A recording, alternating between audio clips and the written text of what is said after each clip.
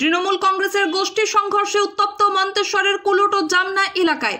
সংঘর্ষের জেরে তুমুল উত্তেজনা পরিস্থিতি সামাল দিতে বিশাল পুলিশ বাহিনী মোতায়েন করা হয়েছে এলাকা জুড়ে। তৃণমূল কংগ্রেসের নেতা তথা মন্তেশ্বর পঞ্চায়েত সমিতির খাদ্য কর্মাধ্যক্ষ লালন শেখকে বাড়ির সামনে একটি দোকান থেকে তুলে নিয়ে এসে মারধর করা হয়েছে বলে অভিযোগ তৃণমূলের এক অপর গোষ্ঠীর বিরুদ্ধে। পাশাপাশি সাবির শেখকেও মারধর করা হয়েছে বলে জানা গিয়েছে। মন্তেশ্বর থানার পুলিশ দুইজনকেই ঘটনাস্থল থেকে উদ্ধার করে মন্তেশ্বর প্রাথমিক স্বাস্থ্য কেন্দ্রে নিয়ে আসেন চিকিৎসার জন্য। দুইজনের অবস্থা গুরুতর বুঝে কর্তব্যরত চিকিৎসক দুইজনকেই বর্ধমান মেডিকেল কলেজ হাসপাতালে স্থানান্তরিত করেন। আজ খাদ্য কর্মাধ্যক্ষ লালন শেখকে দেখতে আসছেন মন্তেশ্বর বিধানসভার বিধায়ক তথা রাজ্যের মন্ত্রী সিদ্দিকুল্লাহ চৌধুরী। গোষ্ঠী সংঘর্ষে উত্তপ্ত হচ্ছে মন্তেশ্বর।